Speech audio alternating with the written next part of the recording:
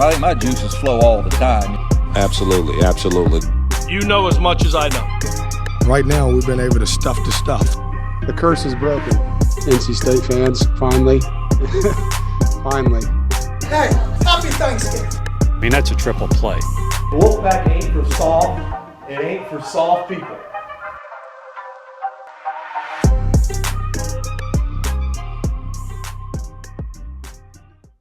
All right, it's week 3, Law of the Wolf. I'm excited for this one. James Henderson, Inside Pack Sports, joining me this week. No, I'd never call you James. There you go. Call you Svenge. Yeah. From our past in both ACC fantasy football and NFL fantasy football. For those who don't know, you are the maestro. You are the Bengali. You are.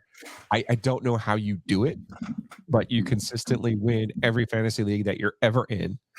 And shouts to you, because I want to say back in the day when you were kicking my ass, you were like, all I do is I listen to podcasts. That's what I do. Yeah. I get in my car. I listen to these fantasy sports podcasts. So you were an early starter. You were ahead of the game, Svench.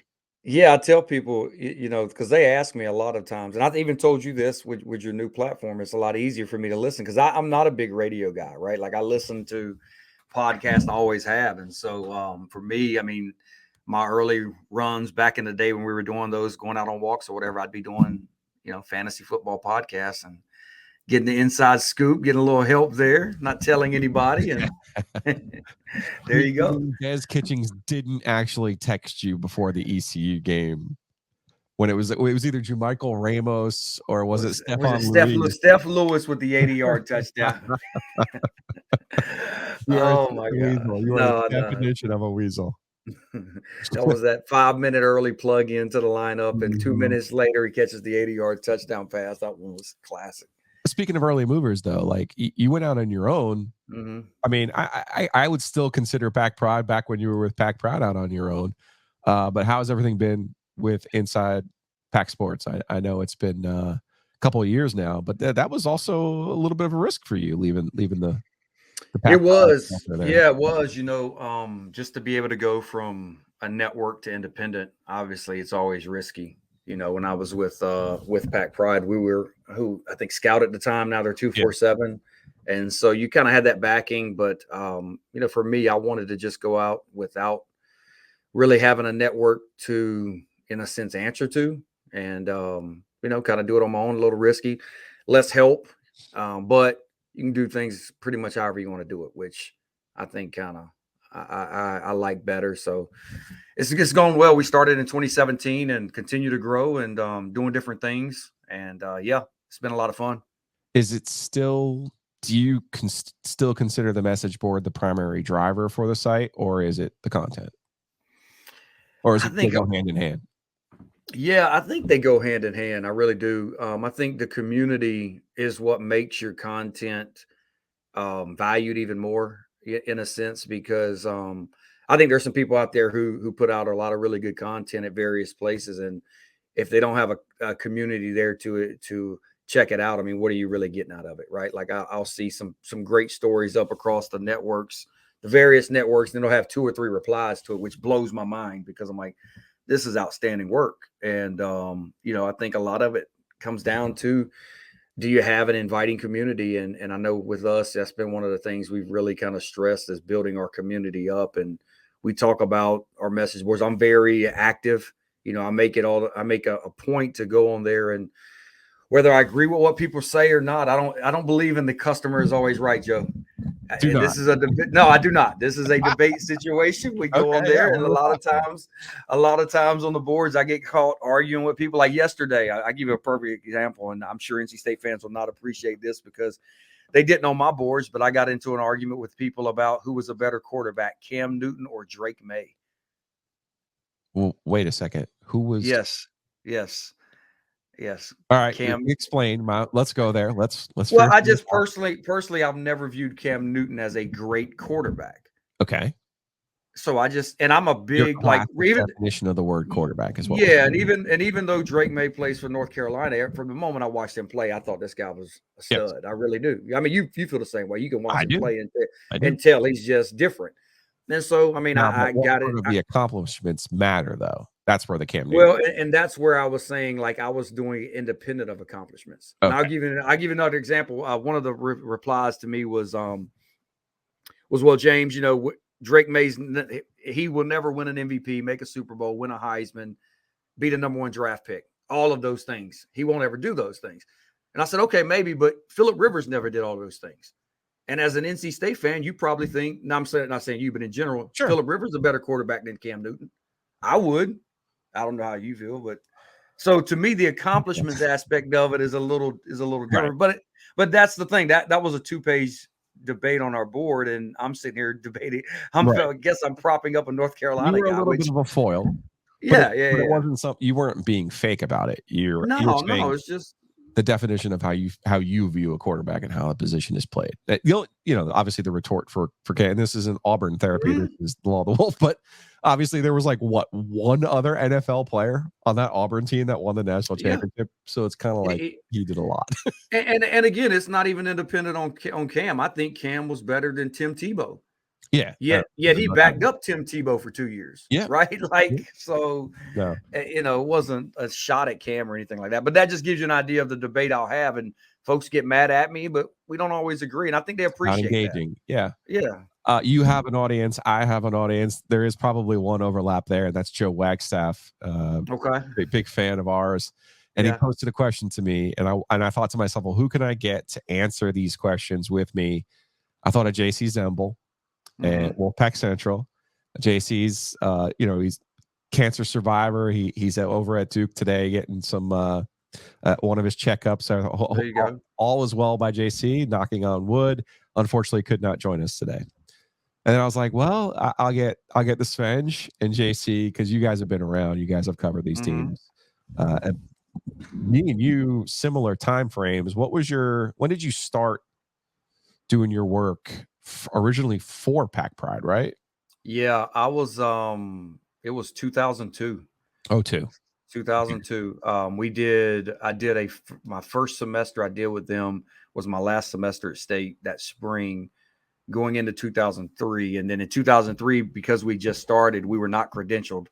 So it was one of those deals where I had to talk to State and show them we were going to do stuff for a year. So we did everything for a year to kind of, I guess, prove ourselves. And then in 2004, we got credentialed over there. So from that point on, we've been credentialed. Awesome. All right. So Joe Wagstaff asked me, he goes, hey, I want to know the best win for Dave Doran, NC State's football coach. I want to know the best win for Kevin Keats, NC State's men's basketball coach, and the best win for Elliott Avent, NC State's baseball coach. Now, I think of you as basketball and football. Your guy, Robbie McLam, does a lot of your baseball for you, but you're still qualified to have the conversation. Yeah, I follow. Yeah, I still go cover. Now, Joe only asked for the best, but me being me, I said, you know, we can make this a whole podcast. All we have to do is add in the worst as well. We're moving on. Maybe you're moving on this summer. Maybe you're looking for somewhere new to live, looking for a new home. Here's the deal. Go check out Hometown Realty. They're at myhtr.com. They've got all of your real estate needs, residential, commercial, or if you're looking to rent, Barry Woodard's team, they have more than 250 agents in 6 locations. They're Raleigh, Garner, Clayton, Selma, and Atlantic Beach. Looking for a new house? You want to be set up for that next school year? Get your family set, get your kids ready to be in their new school. If you're looking to buy or sell, check them out. Again, it's myhtr.com. You can also do this the old-fashioned way. You can give them a call at 919-550-7355. Big shouts to Barry. Was playing out the home course yesterday at Eagle Ridge, and I saw their ad on the 7th tee box. I said, yes, that's my guy. If you need a house, Barry's the one for you. Again, Hometown Realty, it's myhtr.com. And as always, once you sell that home, or if you need to close on that home, you're going to need a lawyer. And that's where Whitaker and Hamer come into play. Josh Whitaker, big State fan. Yes, there are lawyers out there that are actual State fans. Josh Whitaker and Joe Hamer, they have more than 20 years of experience. They can help you close on a home. You can start a new business. Maybe you need to sell a business. Anything that's family law related, Whitaker and Hamer have you. Check them out. They're in Raleigh, Clayton, Fuquay, Morehead City, and of course, all of the G's. Goldsboro, Gastonia, Garner, you name it, they're there. They have the greatest URL there is, www.wh.lawyer. That's wh.lawyer. Insane how smart that is. Or you can give them a call, 919-772-7000. Well, so I'm going to let you serve first here. I'm going to let you, we'll do it by coach. We'll do the best work for each coach. We'll do this, the 3 segments that way. So I'm going to let you choose. You are you're a proponent of Dave Doeren. Would you like to start with your guy, Diamond Dave, or you want to end on the football high note? Let's end with Dave. Let's end with Dave. All right. Well, let's start with Elliott because I am a big Elliott fan. I am friends with Elliott, legitimately friends with Elliott, and it can be difficult for me to separate sometimes the emotion from the facts. So let's start with the worst with Elliott. And unfortunately, we have a larger sample size because he's been there since my senior year at NC State in '97, which is a long time. And he's had some amazing wins, but he's had some crazy, painful, difficult losses. So I don't know how you're going to interpret worst. And I'm sure with each coach, we'll probably have a different definition of what worst is. Let's start with baseball. Let's start with Elliott, with what you would consider in his tenure the worst loss. Well, I think you're right. I think Elliott's the toughest in all this because of the length of time we can pick from, right? And also give him credit. He's been in a position, 7 times now to win an ACC championship, I believe. So he's been there, and you could pick any of those. You can go to the NCAA tournaments, whatever. I actually went with the Duke game in 2021, and a little bit of that is recency bias. That's the ACC title game back in 2021. But to lose that game 1-0, and in the current pod setup, the way it's set up, it gives you every opportunity to kind of have things lined up to go into that matchup with the chance to win it. And State was lined up, pitching was set up, and I think you told me it was the first 1-0 loss in ACC tournament history, right? Yeah, only loss. And so to lose that game to Duke, who again you're playing in Durham, I believe it was. No, it was down in Charlotte. No, that one was in Charlotte. Yeah, but but Duke's not a traditional baseball power, right? No. So this is one where we're sitting here thinking, right? I think it's their first ever, and we're sitting here thinking, okay, you get Duke in a title game, like this is the one, and you're running hot with a good team. Yeah, and because I'm like you, Joe. I tell people all the time, like, and I think it shocks some people on our boards. I say if I could pick one coach at State to win an ACC championship, it's Elliott Avent. Sure. Because I think he's too good of a coach to never have won one, right? Like, yeah, I think Elliott consistently finds pros better than any other coach at State. Right, unbelievable. In our tenure, between you in the last 25 years, right? I'm not even sure it's even a debate. No, and so for him to not have an ACC championship it's mind-boggling to me. And I just thought that Duke one was perfect setup. Because, in the past, if you can go through those 6 or 7 games, it feels like several of them in the championship. State was maybe an underdog. Yeah, Florida State monster or one of the Carolina teams. Notably, I'm thinking of a Florida State game in Durham where they just had guys, and you're like, yeah, this isn't coming home. But there's other games I'm sure you can pick. I mean, you got TCU. I'll let you go. Yeah, this is where worst. It all depends on worst. And I agree with you. I think the Duke game, just by game, an opportunity would be Duke. Now, I could go off the board completely and say the worst was the pandemic in 2020, not 21, 20, because I'm watching Patrick Bailey absolutely rip it up with the Giants right now. And people forget that all of the parts from 21 were there in 20 when the season got shut down, and they were off to a tremendous start. Like, that was his best team in 25 years.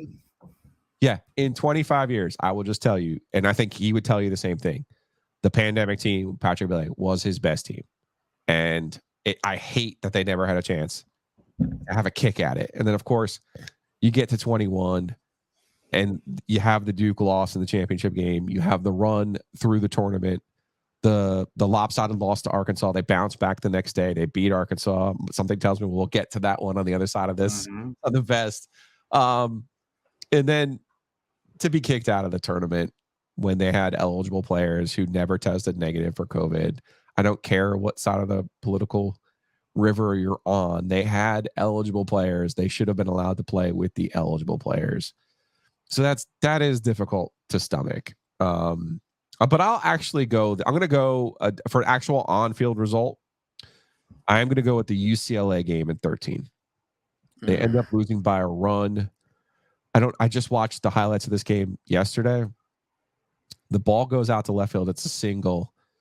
The left fielder now, Chris Hart, third base coach, holds up the runner because there's a short single, shallow left field. There's really no reason to press after scoring one run. The UCLA left fielder airmails the ball. Completely airmails it. It somehow hits a brick behind home plate, the backstop, and the ball literally like caroms. It shoots back in a way that the only possible way that the runner could have been thrown out at home, and they were. And NC State doesn't end up scoring another run in that game. Notably, Trey Turner hits a shot that everyone will now say was a home run.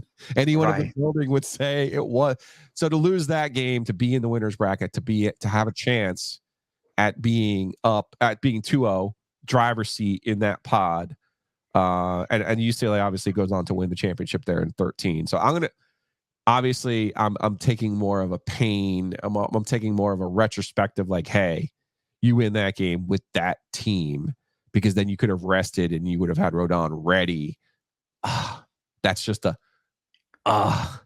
so to me, I'm going to go there. But obviously, you have a UNC game in the ACC tournament that was 18 innings. Yes.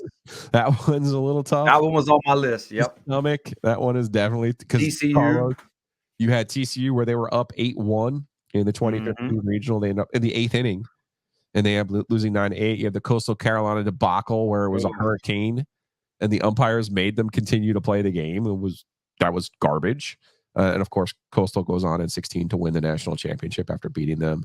You also have, after beating Carolina in the first game of that CWS in 13, they then in the losers bracket lose to Carolina. You also have the ACC tournament loss down in Greensboro, which gave us replay in baseball because of the umpire completely falling asleep as Trey Turner stole home and inexplicably and erroneously called him out when he was just not paying attention to the play at all.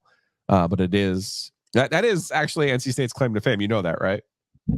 They're the reason that replay exists in college football in the ACC. I did not know that. Because of TA McClendon. Oh yeah, TA. Okay, yes. The very next year they had replay in college football in the ACC in college football. I was thinking you were linking it to the baseball, but of course the TA in baseball in 14 they didn't have video replay. The next year, because of the Trey Turner play, they had video replay in baseball. So which they should have. NC State needs to hang a banner because they are the reason that replay exists. All right, let's go to the positive side for NC State baseball. Elliott Avent in his tenure. Let's go with the best win of Elliott's tenure.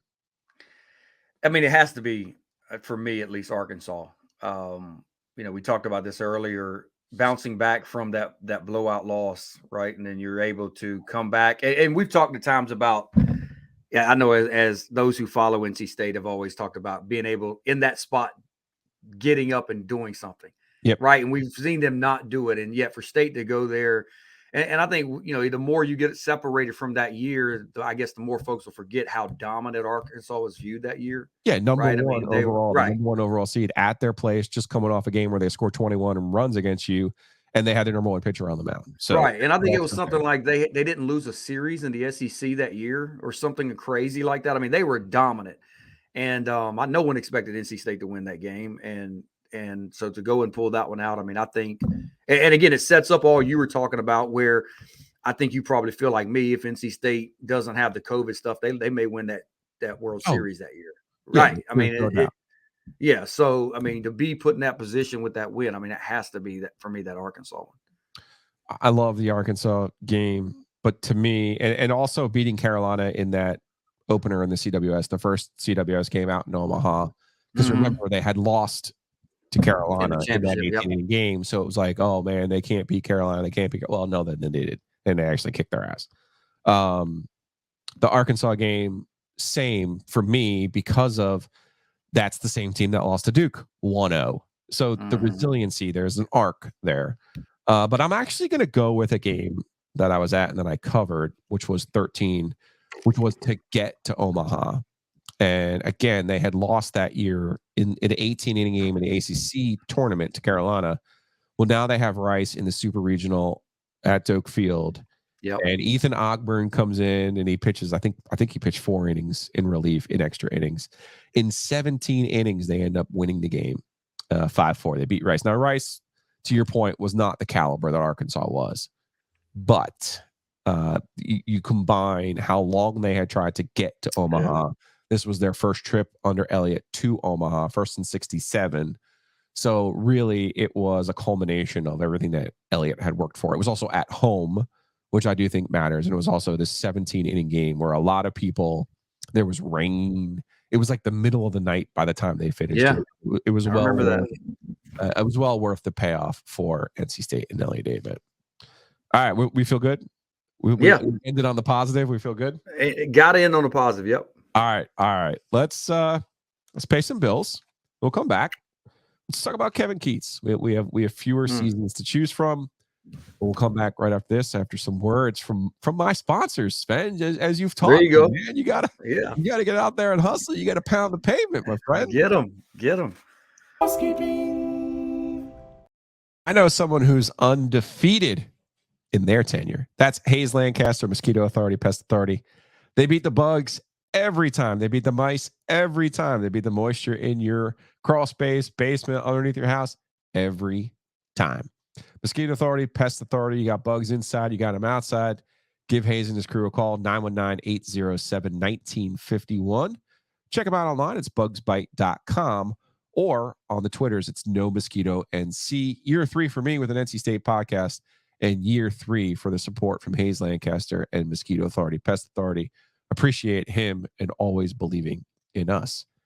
And speaking in believing in things that matter, I will tell you what matters the most to me. That's pizza. And if you've never been to Oakwood Pizza Box, what are you doing? What are you doing? Go check them out on Person Street. They have the best pizza, not only in North Carolina. They have the best pizza, not only in Raleigh, but in all of North Carolina. They're open Wednesday through Sunday. Yeah, my guy Chung, big State fan, went over on a Tuesday. He's like, Joe, I'm trying to support. I'm trying to go to Oakwood Pizza Box. They're not open. That's right. So Wednesday through Sunday, they're on Person Street there, right across from the world famous Krispy Kreme. Go check out Anthony Get the Square Pizza. Tell them that I sent you. Tell them that you listen to Law of the Wolf podcast. It's oakwoodpizzabox.com. All right, we have fewer years to choose from with Kevin Keatts on the men's basketball side, and James Henderson inside Pack Sports. Sven, what do you have going on? Let's get a quick IPS plug here. What would you like our listeners and your audience to go find? I mean, we got everything. We have everything at the website. If you're looking for anything on NC State right now, we've got a football recruiting content. Big month here going on. You know that with football camps. You are Johnny recruiting. Recruiting is big right now. We've got a lot going on. I mean, we've been focusing more on the NIL side. When we were talking earlier, I told you like one of the advantages to being independent is I can do whatever the hell I want to do, right? So sure. I decided when NIL came around that we were going to open up or provide a subscription tier for our members to contribute to an NIL fund. Like, we don't view ourselves as a collective, but I know for me, and you probably feel the same way as I do. When I was at NC State, I hung out with a lot of athletes, got to know a lot of athletes, and I saw firsthand scholarship wasn't enough for a lot of these guys. Right. It just right. It just wasn't enough. And so I've been a big believer that they should get more compensated, whatever you want to decide. So I think NIL is great. So we have a subscription tier in place called Elite Plus, where some of our members contribute to it. We take that money, we do sponsorships, reads, interviews with players, just to kind of give back in that sense. So that's something we've really focused on here in the last year. So we've got a lot going on, man. A lot of different things. Just check us out, and I'm sure we can find something, or we have something over there you're looking for. What's your URL? Come on, man. Don't be a rookie. InsidePackSports.com. Real simple. Okay. Take the Inside Pack Sports, add the .com to it. If you don't know, just find us on Twitter, everywhere. We're out there. Perfect. All right, let's get into Kevin Keatts. We only can go back to the 17-18 season. And I always, when I talk basketball, I talk in Ken Palm years. So we'll just go 18 through 23 here. Okay. So Kevin comes in, replaces Mark Gottfried. We all know how it ended with the Gottman.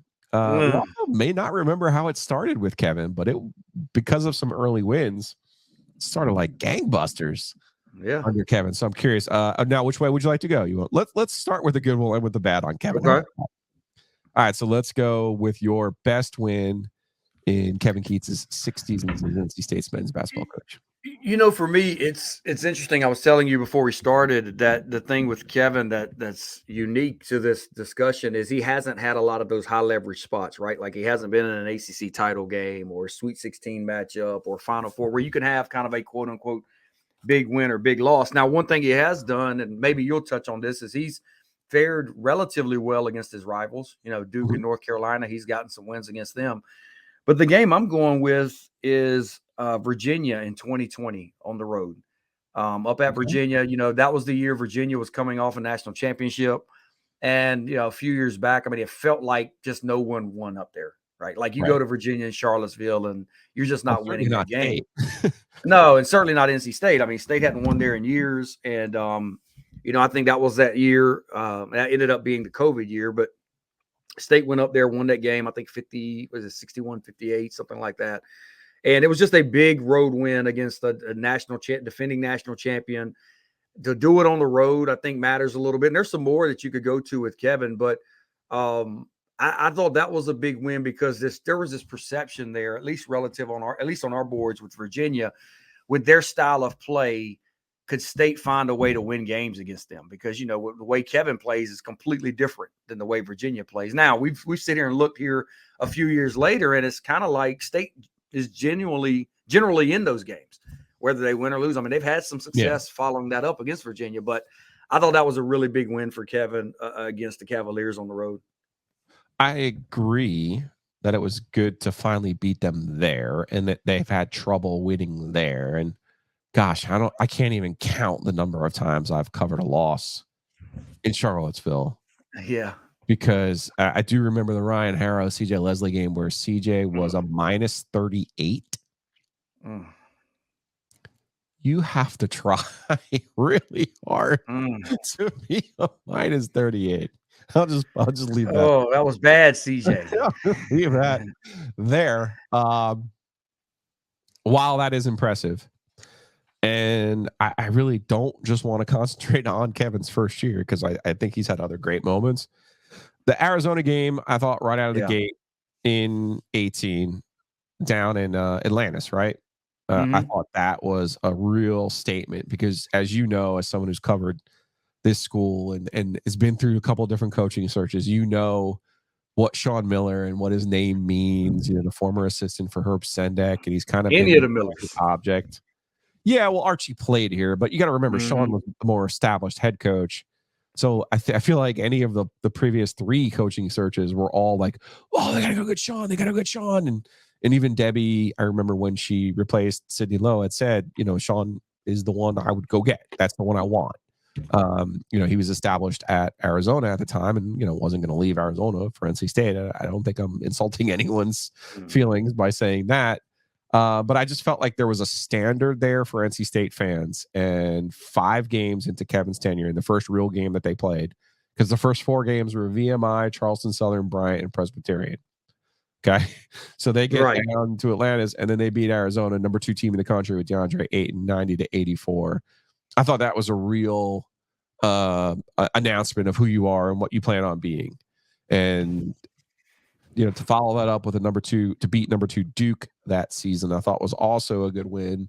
They beat Duke this year. They beat the brakes off of Duke this year in Raleigh. It was a game that it's Duke's largest non-conference loss, I think, ever. So, to an unranked team. So that's got to be on the list as well. It is also, you can make an argument that's what got them into the NCAA tournament this year was specifically that game, because Carolina, remember, didn't beat Duke this year. And there's a reason Carolina didn't get in. There's a reason that Clemson didn't get in. They didn't beat Duke either. Or they did beat Duke down there, but they didn't beat Miami. State beat Miami.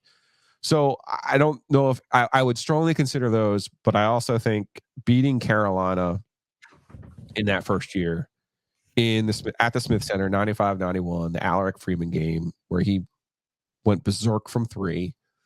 I think given the juxtaposition of how Gottfried's last game in that building was 107-56.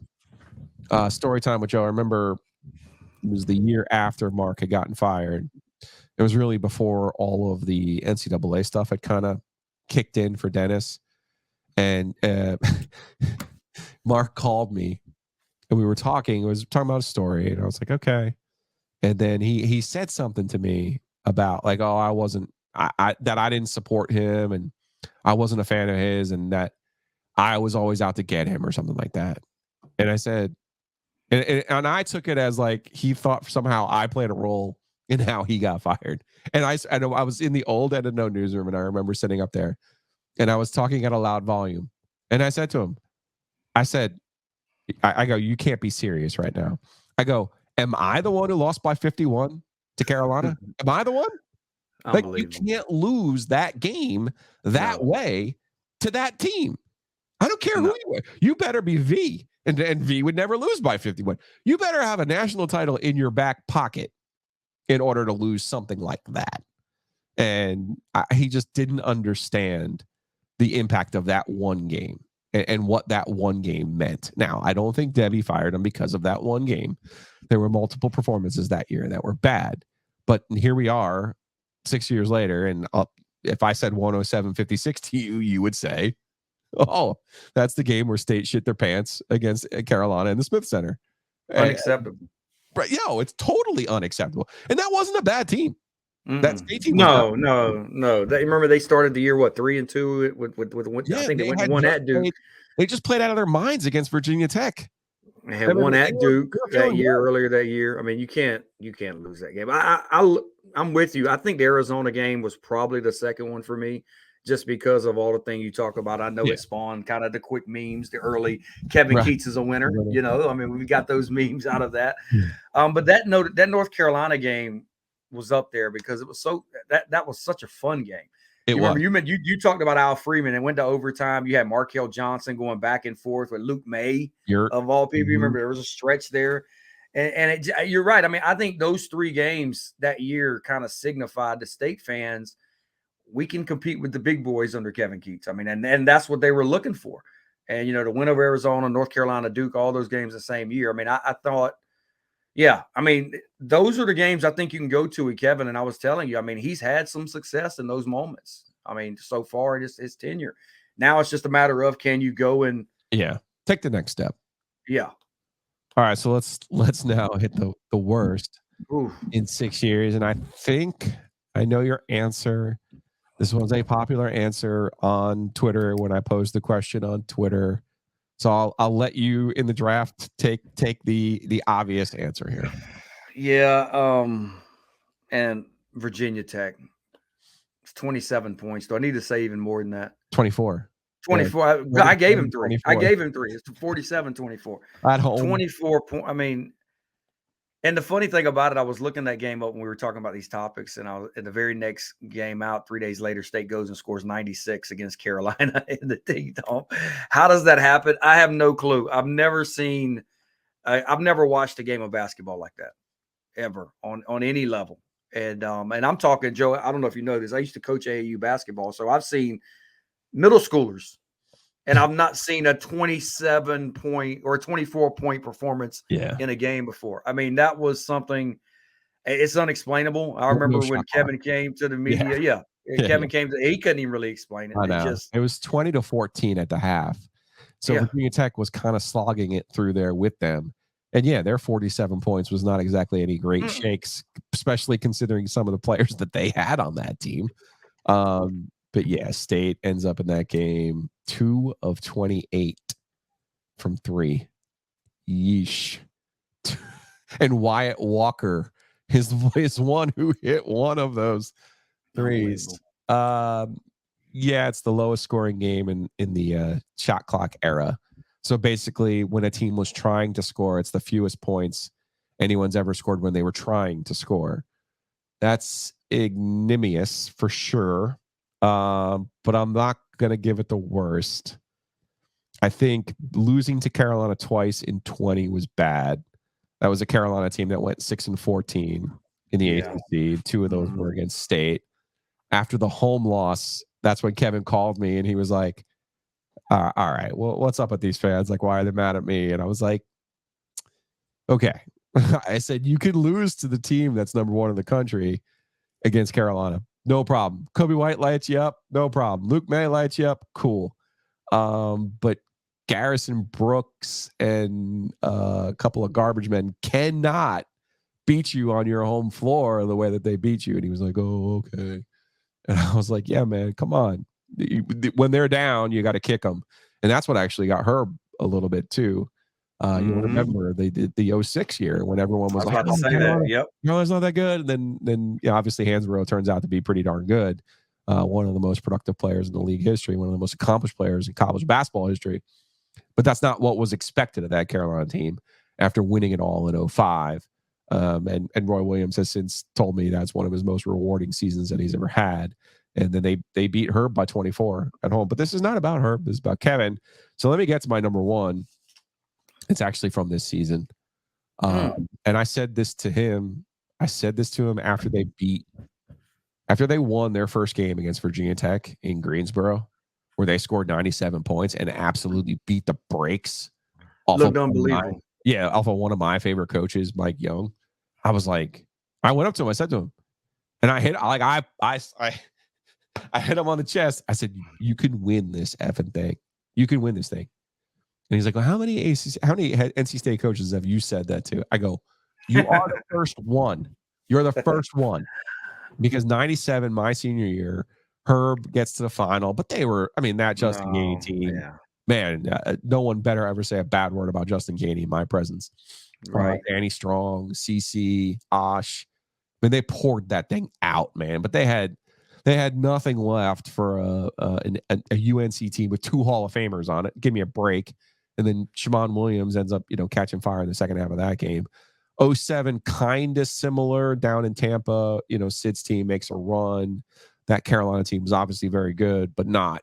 Yeah, they didn't have those. They didn't have those horses on there. Gottman down in Atlanta. The Kendall Marshall game. Obviously, that ball was ridiculous. That State team was obviously good enough to win that tournament, but that wasn't. They weren't. That was the semifinal game. It was also the Carl Hess sticker gate, tape gate. So I did. I went up to him and said, I'm like, you can win this thing. There's no reason that you can't win this thing. And the truth of the matter is, Duke took advantage of the opportunity. State didn't. And to lose to Clemson, after Clemson comes to your place and absolutely puts it on you. Like, I didn't mind losing. I'm a big believer in if you're going to lose big, Svenj. So I don't care that they lost 96-71 at home to Clemson. But the next time you see them, you better pay their ass back. Right. You can't lose 80. That game wasn't even competitive in the second half. And I gave them no chance against Creighton.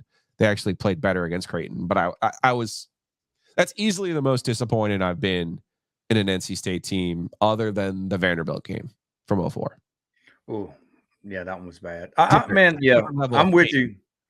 Yeah, I think disappointing is the right word to use when you look at that ACC championship or ACC tournament matchup against Clemson, because you're right. I think there was a thought that State was that it was just the first matchup was a blip, like in Raleigh, and you're going to go and take care of business, especially how you had just played against Virginia Tech. But I don't know what it was. Clemson seemed to have State's number. I don't their number for sure. Yeah, I don't know what it was, but that's a good one, because I'm with you. I felt like all year, and you could tell by the way the standings played out. That league was as wide open as it's ever been. And they beat Miami. They beat Duke. Right. Those are the 2 teams who were in the championship game. Right. The opportunity was there. That was a pretty big disappointment. It's not disappointing though. All of these ads that I've sold. Let's do it again. Keep selling them. Keep selling them. Yes. And we'll come back and we'll hit Svenj's boy, Diamond Dave Doran, his guy. Ride or die. Let's go. Move on. All right, whether you're looking for basketball cards, football cards, baseball cards, they have them at Oak City Sports Cards. I want to thank everyone who's gone down to Oak City Sports Cards in downtown Raleigh. They've told Weston and his crew, hey, the podcast, Law of the Wolf, the OG, they're the reason I'm here. Can't tell you how happy that makes me. feel. I got a box of Bowman U Chrome cards, which actually have college players in them, including Brennan Armstrong, NC State's Brennan Armstrong. Savage Wolves, our guy, Brennan Armstrong, in last week's episode of Law of the Wolf. Get those Bowman Chrome cards. More importantly, when you go see Weston, get the cards you already have, get them graded. That's the best way to get the best value for your card. You're getting an honest deal. You're going to get a fair deal from Weston. Check them out. It's oakcitycards.com. All right, maybe you're on the move for this holiday 4th of July season. You know who's there for you? Breeze Through. If you're out and about on the 4th, stop by a Breeze Through with 76 gasoline and save 17 cents. See what Adam did there? 17.76. So when you're buying gas with that 76 Fuel Forward app, simply download the app, create your account, and take advantage of the revolutionary savings from 76. 4th of July only, it's 17 cents off of gas from 76. Where can I find a Breeze Through with 76 gas? So glad you asked. You can find 76 gas at Breeze Throughs in Raleigh at the Arena, Pool Road and Leesville Road, and in downtown Smithfield, Garner, Blowing Rock, and Apex. Breeze Through crew, they've got you covered for wherever you are on the 4th. All right, Svench, the floor is yours. You are you a known Dave Doeren stan? I didn't know I was as much until I came on here. I'm glad to figure out that I am. Wait, before we get started, I'm going to give people, so we've known each other for 20 years. Long time. Yeah. Okay. And mostly you have a viewpoint that's here, and my viewpoint is usually here. Yeah. Right? Mm-hmm. We don't, while we agree on some baseline things, for the most part, we see things differently. Mm-hmm. And you know me and how stubborn I am. I'm like, what? Why doesn't Sven, like, because you'll text me and I'll be like, what? What are you talking? Yeah. I just don't. What are you talking about? We don't always agree. But I will say this. You are the one who taught me this, and I'm going to give you credit for this. Okay. Because I have been irrational sometimes when it comes to Dave. And I remember it was 17, and that was his best team, and they're kind of running hot. And you had said to me, you go, and they had lost to South Carolina. Mm-hmm. And I'm like, I'm kind of running through the litany of Dave criticisms. And you said to me, you go, okay, well, what about the Clemson game last year? Do you think Dave could have done differently? And I'm sitting there and I'm thinking, and this is the Bambar game. And he's like, you were like, did he miss the kick on purpose? Like, did he, like, you said, if Bambard makes that kick, aren't you sitting here and talking about what a great win that was, what a great performance that was? And a lot of it was because of the way that they played that game. Defensively, they dominated that game. Dominated. Turnovers, pick six. It was the only pick six of Deshaun Watson's college career. And they were absolutely dominant. Matt Days played one of the best games I've ever seen. Gutsy performance, great performance. And you said to me, does your opinion change of the way that they performed in the game if the kick goes in? And I was like, damn it, Sven. You got me on that one. You got me on that one. I'll give you another example. So I've tried another guy to think of that when I think of how you explain things to me. Yeah, another example is another guy that I think a lot of NC State fans maybe aren't too high on is Mr. Lee Fowler. Do you remember? Yeah. And I used to use a similar analogy to him because, we were talking about Herb earlier and Sydney and the ACC championship games they made it to. I think Herb made 3 in 10 years. Yeah. I believe it was. And Lee was there for multiple ones of those. And he's judged ultimately by winning a championship in the revenue sports. Obviously you've got the big Directors Cup stuff that comes out, but fans want you to win revenue titles, right? And I'm sitting here and I'm like, this guy's standing in the stands. He's sitting in the stands, and if Herb wins one of those, right. Is Lee a better AD? Like what could he possibly do any different from that point on? He's sitting there watching JJ. He's sitting there watching JJ Redick obliterate you. And he can't do anything about it. But I think there's certainly obviously there's levels to again, that's not saying he or no coach isn't open to criticism. They clearly are. Sure. But when you get into a certain position, it becomes a deal of, it's on the guys to get it done. And I'm a big believer in that. And that's why I remember we were talking about that with Clemson in 2016, because, I mean, you couldn't have played that final drive any different if you're NC State. You get the ball back, you milk it all the way down to the final, whatever it was, 3 seconds. You've got Dabo over there with his hat off. He's telling everybody, I'm sure he did. Yep. Yeah, on the ground praying, and you miss what's essentially now an NFL extra point. Yep. So right, that's not my game. No. Let's go. Let's start with the worst, so we can end this podcast on a high note. Let's start with Dave Doeren, head coach since 2013. Let's go with your worst loss of the Dave Doeren era. This one may surprise you. I don't know. Because if you've noticed the theme of me, I've been trying to find games that are in high leverage moments, right? Yeah. Games that matter. Opportunities. And opportunities. And because, the goal at NC State right now is to win a coveted championship in football or basketball or baseball. And so we talked about it with Elliott. There's been several spots. I think the best spot State's been in, for me at least, was Clemson 2017 at home. It's a great pick.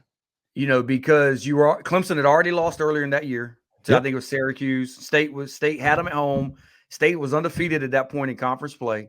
You win that game over Clemson, and you're talking like this was like you already talked about Dave's best team, probably 17. Yeah. You've got Chubb, you've got Nyheim. It's not. You've got Nyheim, Finley, all these guys. You win that game at home, and you go 2 games up on Clemson, I think, with 2 games to go. Yeah. And then to lose on a procedural. You essentially locked in a tie for the division at that point.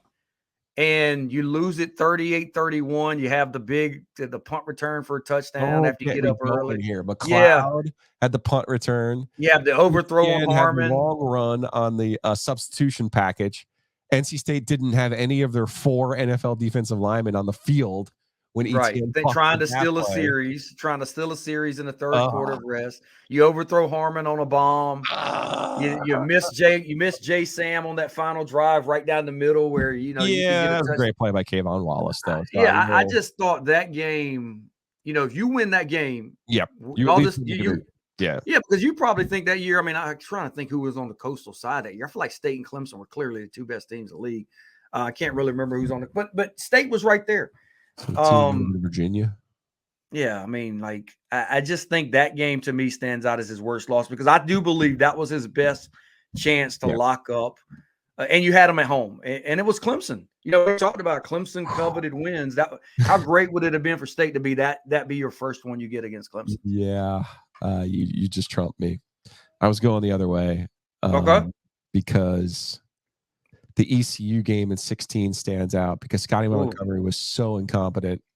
Scotty Montgomery won 9 games at ECU.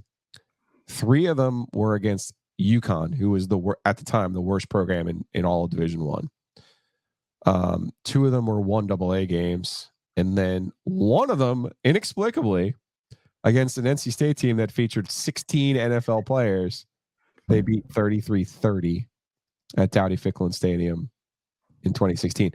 That one's a tough one for me. That same year, they lost at home to BC. BC had a 12-game losing streak in the league. That was a home game. Yeah, that was on my list. That was a Jacoby game, Jacoby Brissett team that I enjoyed. But neither of those are my choice. The Jamie Newman game is my choice. 2018, Thursday night, State actually in position to make a 10 wins. Well, 10 wins also in New Year's Six Bowl because people forget they were 13 in the college football playoff rankings going into that game with just an absolute layup of a schedule remaining. There was Louisville who fired their coach remaining. There was Carolina who was about to fire their coach remaining. Yep. And I think there was ECU who fired their coach remaining. So they had an absolute cakewalk into, I think, would have been the Peach Bowl, which would have confused people. Well, Joe, they played in the Peach Bowl. Why doesn't that count as a major? Oh, no, it doesn't. Okay. Doesn't count as one. So to me, and then if you don't remember, Wake was a 3-touchdown underdog. They had been missing 12 players because of injury, including quarterback Sam Hartman. And here comes this guy no one's ever heard of, Jamie Newman. State played with their food the whole game. And offensively, God bless Chris Dunn. It's probably one of the reasons he has that record. But God, he kicked so many field goals in that game when all he had to do was score a touchdown. And Wake ends up winning that thing on Freudenthal's touchdown in the last, I think, 33 seconds. So that's a great pick. I think that game, I know the memories I have from it. I think that's one of two games I have for Doeren. That State blew a double-digit fourth quarter lead in. They were up 10. That year, if you remember, late last 7 minutes, they had 2 fourth downs to win the game. Yes, went for it on both of them. Yes. Didn't get either one of them. I mean, you get 4th and 5, you throw the out route to Thayer Thomas. Which was open. Yeah, you miss it. I mean, you convert that, you win the game. And so that game is, and that's where I think it's interesting when you can look at it. Do you look at significance or just bad losses? Right, like. And I think if I were going bad loss, that's the one I would pick, because that you can't lose that game with that team. You can't. All right, let's end this podcast the right way, though. Let's go with the best win of Dave Doeren's tenure. I got multiple choices here. I don't know which one you're going to go with. You go first. All right, I'll go first. I'm actually going to go with Carolina. Now, he's got 3 really good wins over Carolina. Yep. This year, they beat Carolina with no quarterback. In 16, they go over to Carolina. Speaking of great Matt Day's performances, he was unbelievable. Would love for them to retire Matt Day's number, by the way, or at least honor it. But that saved Dave's job. He was legitimately, Debbie was ready to get rid of him. He was 6-6, lose the game. He was 5-6, lose the game. You're 6-6. You're 5-7. You're gone. So that game is obviously important. That was a really good Carolina team too. But I'm going with 21. I'm going with the comeback against Carolina at Carter Finley Stadium, the Emeka Emezie Tony Grimes game. Come at me, Carolina fans. You're awfully quiet about Tony Grimes now. I wonder why that is. But that's the game. The onside kick, the 2 scores by Emezie, just the complete and total improbability of it. And that's my pick. Man, that game, I had forgot about that one. Because of the circumstances. Really, when I think Carolina, I think of 16. Because of what you talked about in terms of, if you're talking big wins, if Dave doesn't win that game, he's not here. He's gone. He's gone. Yes, he's admitted it. I think Debbie might have gone on record and admitted it. Like this isn't one of these like message board rumors, right? This is. And so I had originally, I was going to go 16, but now that I've been thinking about it, I think his best win is Clemson. Okay. 21. And the reason, for a couple of reasons. For one, obviously, like, that's been the hump that he hadn't ever got over. He's had wins against Carolina, but winning against Clemson has been one that we've seen kind of, can he get that quote unquote big win? Right. I mean, I think that's probably, if you look at it, that was maybe the first one you would label. You could look at Louisville with Lamar Jackson. Yeah. But it wasn't to that level of Clemson. But then you also factor in at the timing of it early in the season. State came out of that game saying we got a legitimate shot to win this division this year.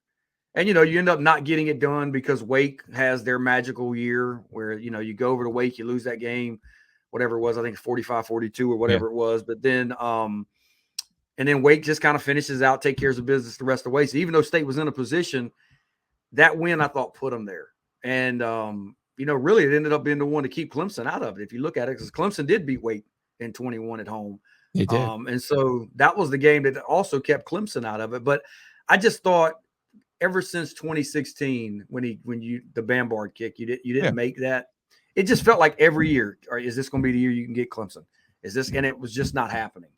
And then to get it done, and then the way you do it, right, and the way you do that was similar to North Carolina in overtime. The big pass to Devin Carter down in the end zone. I just thought from a big win standpoint, he doesn't have many against Clemson. I mean, that's it. It's got one. Yeah. So, but yours is there, in my opinion, too, because of the dramatic effect. Because it's the same year, and I'm sitting here thinking at the end of that Carolina game, and I know you are too. You're going to lose to this team with this year. And, to find a way to win that game, like there was some probability that was given Yeah. at that point. You remember seeing it. I can't remember. I can't state it, but it's like you can't. That never happens to win a game like that. Down whatever it was 9 with 2 minutes to go. It was crazy. And so- There was literally only one way for Carolina to lose the game, and it was for a complete and total bust in the secondary. Yeah. On the first touchdown, and that's how the game got going. And then, of course, Chris Dunn. A lot of people will always remember, high scoring, this and that. But I think that onside kick was the best play of his career. He recovered. He as his best play of his career. Yeah, there's no doubt in my mind. Yeah, he said that. I agree. I mean, I thought hell of a play by him, and all of that stuff. It kind of felt like on a basketball side. I remember comparing it to, you remember the LSU win under Godfrey. Yeah. BJ, and you remember how it felt like, but it felt that everything had to fall in place. They were down, I think, 14 with like 5 minutes to go. And it was just like 3 went in, turnover. And it just, everything fell in place. And that's kind of how that game played out, man. It was that was a big win. And I'm sure I've got my brother-in-law's a Carolina fan. He still brings that game up here as one of the ones or a Carolina grad, as one of the ones he hates the most, because, he kind of felt like that we gave him that, or they gave State that one. Yep. So, Well, Svench, we did it, man. I appreciate you. And hopefully we'll have some more good wins to talk about this football and men's basketball season. Yeah, we need to do one with JC, man. Get JC on here. Yeah, he had JC definitely had the Carolina for Keats the first year. Doran, I think he liked Lamar because it was Lamar, and there's a little bit of a name. I know maybe at the time you're thinking, well, Louisville wasn't that good, or they didn't finish that season that good, but he also made the point, the way that Louisville beat State in 16, for them to come back and then beat Lamar on that stage, and the way that Chubb played was amazing. And then he had Arkansas baseball. He had the Arkansas win. Yeah. So look, I mean, I can't blame you for the Lamar Jackson one, man. I think for me, Lamar Jackson is right there as maybe the best player I've seen. I've watched. Right? I mean, he's unbelievable. And I was at the game down in Louisville the year before. Yeah. Obviously, they were from the Bambard miss. But Lamar Jackson looked like God in cleats. Right. I mean, he was dropping dimes, and it was preposterous the way that he was moving around and throwing the football. I think that was really the first time he moved up on somebody on an NFL radar. Because remember the year before, that was his breakout year. Yeah. No, I was gonna say, you remember the year before was the game in the rain in Carter Finley, where he wasn't even the starter. It was Reggie Bonifin, and they were kind of dicking around, and then all of a sudden he comes in and he outruns the safety. Was it Akeem Jones? Yeah, completely out of the. And I hope I didn't just slander the wrong safety, but I just remember somebody might have been my boy Josh, but somebody was in the wrong spot, and that play just completely changed the complexion of that game. So Lamar Jackson owes a lot to NC State. Superstar, exactly. Superstar. All right, Spencer. I appreciate you, man. Best of luck. And, of course, InsidePackSports.com. Catch all of his work. And, go fight with him on the message boards, too. There you go. Let's argue. Let's argue something. He loves it. I think my juices flow all the time. Absolutely. Absolutely. You know as much as I know. Right now, we've been able to stuff the stuff. The curse is broken. NC State fans, finally. Finally. Hey, happy Thanksgiving. I mean, that's a triple play. Wolfpack ain't for soft. It ain't for soft people.